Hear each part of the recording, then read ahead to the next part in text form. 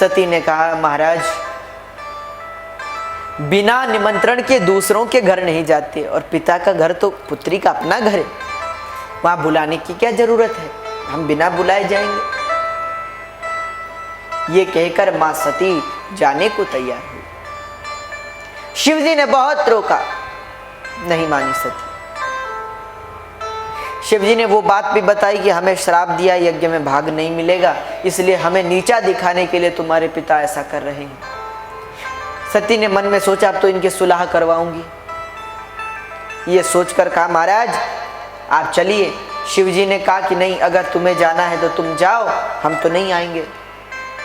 तो मां सती बिना शिवजी को साथ लिए शिवजी से कहा, ठीक है आप मत आइए, मैं चली जाऊंगी।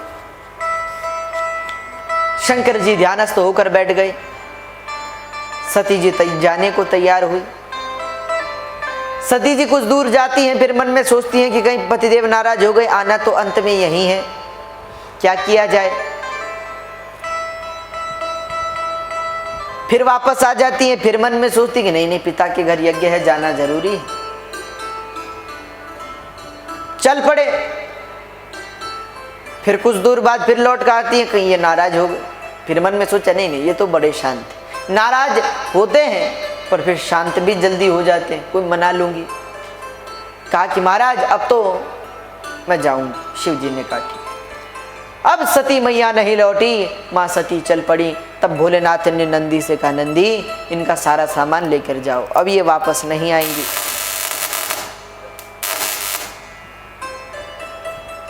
ये कहकर नंदी के पास मां का सारा सामान दिया और नंदी मां के साथ दक्ष के यज्ञ में पहुंचे। सादर भली मिली एक माता, भगिनी मिली बहुत मुस्काता।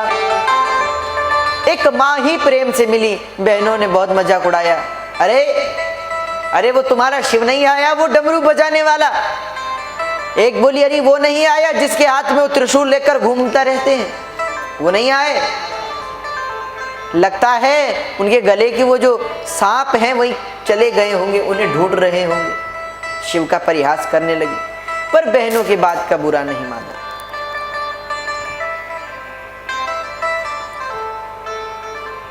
मां सती ने अपनी मां से कहा, मैया पिताजी कहाँ हैं? मां ने बताया, यज्ञ में। यज्ञ में चल पड़ी सती। देखा कि सब देवताओं का आसन लगा है, विष्णु का आसन है, ब्रह्मा का आसन है, और ब्रह्मा और भगवान विष्णु के अलावा सारे देव आए हैं। केवल ब्रह्मा विष्णु महेश तीनों ही नहीं आए, बाकी सब आए।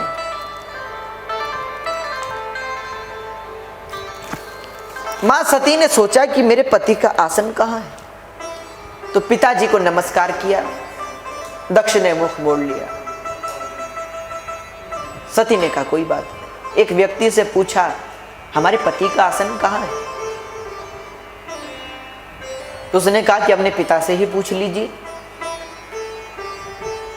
सती ने पूछा, पिताजी मेरे पति का आसन कहाँ है? इतना सुनते ही क्रोधित होकर दक्ष ने कहा, अरे उस शमशानवासी का आसन, पिशाचों का आसन कभी देवताओं के साथ नहीं लगता, उस दुष्ट का आसन हमने नहीं लगाया। इतना सुनते ही क्रोधित हो गई मां सती। क्रोध आया और क्रोध में दक्ष को डांटते हुए मां ने कहा, अरे दक्ष, यद्वेक्षरम नाम गिरेरितम नृणाम सकृत प्रसंगा दगमा सुहंति तत्। अरे उनके दो अक्षर का नाम जो जगत का कल्याण करने वाला है, उन शिव को तुमने आसन न देकर उनका अपमान करते हो। अरे महाराज, अगर आप मेरे पिता ना होते तो अभी आपका वध कर देती, पर मैं तो अब वापस भी नहीं जा सकती। जहां शिव का अपमान हो रहा हो, जहां विष्णु का अपमान हो रहा हो, उन दोनों जगह या तो अपमान करने वाली की जिह्वा काट देनी चाहिए और या तो कान बंद कर उस स्थान से चले जाना चाहिए। पर मैं ना तो आपकी जिह्वा ही काट सकती हूं और ना यहां से वापस कैलाश जा सकती हूं, क्योंकि जब मेरे पति पूछेंगे क्या बात है दाक्षायणी आ गई, तो मैं क्या जवाब दूंगी। इसलिए अब मेरा जीना व्यर्थ है, मुझे यह शरीर नहीं चाहिए जो तुम्हारे रक्त से बना है। ये कहकर माँ भगवती सती ने अपने यज्ञ कुंड में बैठ गई। पर यज्ञ की अग्नि में इतना सामर्थ्य नहीं कि सती के देह का स्पर्श भी कर सके। अग्नि ने भी भस्म करने से मना कर दिया। तब माँ ने अपने प्राणों का परित्याग कर दिया और योगाग्नि से देह त्याग किया। चारों ओर हाहाकार मच गया। यहाँ नंदी इत्यादि गण जो आए थे वो सबको मारने के लिए उद्यत हुए। तब भृगु ने यज्ञ से कई देवता उत्पन्न किए और उन ऋत्विजों ने, उन देवताओं ने समस्त शिवगणों को वहां से भगाया। भृगु ने अपने मंत्रों द्वारा समस्त शिवगणों को वहां से भगा दिया। यहाँ नारद जी भोलेनाथ के पास पधारे और सारी खबर सुनाई। क्रोध आया भगवान भोलेनाथ को। नारद जी कहते महाराज, मां सती ने कहा है कि सुनहु सभा सद सकल मुनिंदा, कही सुनी जिन शंकर निंदा। सोफल दुर्दलभ सब काहू, भली भांति पछताव पिताहु। इतने में नंदी इत्यादि गण पहुंचे। महाराज महाराज प्रभु अनर्थ हो गया। मां ने देह त्याग कर दिया। शिव जी ने कहा क्या कहा सती ने? नंदी जी ने रोते हुए कहा है प्रभु, मां सती ने देह त्याग करते समय एक ही विनती की, सती मरत हरि सन बरु मांगा, जन्म जन्म शिव पद अनुरागा। सती जी ने मरते समय हाथ जोड़कर कहा हे प्रभु, हे भगवान विष्णु, जन्म जन्मांतर तक मुझे अगर देह मिले तो केवल मैं शिव की ही पत्नी बनूं, ऐसा आशीर्वाद दे। ये कहकर देह त्याग किया है। क्रोध आया शिव को। एक केश को शीश से उखाड़कर पर्वत पर पटका। दो भाग हुए उसके, एक से मां भद्रकाली और एक से भगवान वीरभद्र प्रकट हुए। आदेश किया जाओ दक्ष के यज्ञ का नाश करो। वीरभद्र और महाकाली अनेक गणों को लेकर पहुंचे दक्ष यज्ञ में। हाहाकार मच गया। सारे देवता चिल्लाने लगे। भग देवता के नेत्र निकाल दिए, मुखा देवता के दांत तोड़ दिए। वीरभद्र ने भृगु महाराज की दाढ़ी उखाड़कर यज्ञ में भस्म कर दी। दक्ष के शीश को पकड़कर उखाड़ना चाहा, तलवार से काटना चाहा, पर शीश नहीं कटा। तब वीरभद्र ने शीश को पकड़कर उखाड़ लिया और यज्ञ कुंड में भस्म कर दिया। बोले वीरभद्र महाराज की जय। यज्ञ में हाहाकार मचा चारों तरफ। ऐसा लगता है मानो आज यमराज ही युद्ध भूमि में क्रीड़ा कर रहे हों। काल को निगलने के लिए आज महाकाल उपस्थित हुए हैं। यमराज जो सबके प्राण लेता है, आज वो भी अपने प्राणों को बचाने के लिए इधर उधर भागने लगा। यज्ञ भाग लेकर देवताओं को ले जाने के लिए देने लगा। तब वीरभद्र ने उसे एक ही बाण से घायल कर कर भूमि पर गिरा दिया। चारों ओर हाहाकार मच गया। सारे देव ब्रह्मा जी के पास पहुंचे, क्षमा मांगी।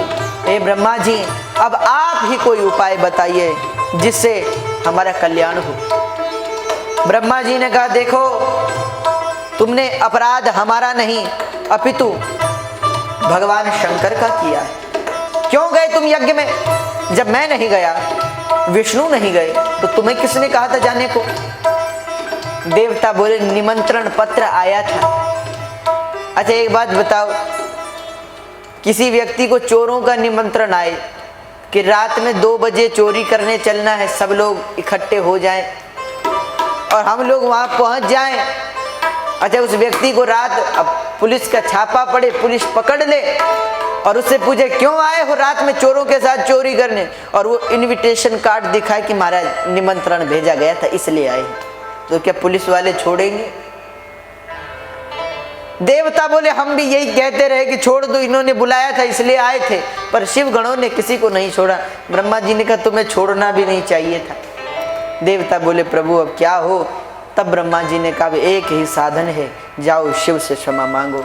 देवता बोले हमें तो भय लग रहा है उनके सन्मुख जाने के लिए, वो तो यहाँ तो अभी किसी के हाथ टूटे हैं, किसी के पैर टूटे हैं, हाँ, पर वहाँ गए तो अग्नि से, तृतीय नेत्र की अग्नि से भस्म हो जाएंगे, आप हमारे साथ चलिए। ब्रह्मा जी बोले चिंता ना करो, वो तो दानी हैं, संसार का कल्याण चाहने वाले हैं, चलो मैं आऊँगा।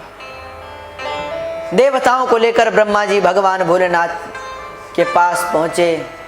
सब देवता भगवान भोलेनाथ की स्तुति कर रहे हैं, सब भगवान से निवेदन कर रहे हैं, हे प्रभु हमें क्षमा कीजिए। देवता बोले वंदे देव उमापतिम सुरगुरुम वंदे जगत कारणम वंदे पन्नगभूषणम मृगधरम वंदे पशूनां पतिम वंदे सूर्य शशांक वनिनयनम वंदे मुकुंद प्रियम वंदे भक्तजनाश्रयं च वरदं वंदे शिवं शंकरं वंदे भक्तजनाश्रयं च वरदं वंदे शिवं शंकरं वंदे शिवं शंकरं। हे प्रभु सहायता कीजिए, सहायता कीजिए, ऐसी विनम्रता से निवेदन करने लगे। आपके अलावा कोई आसरा नहीं है।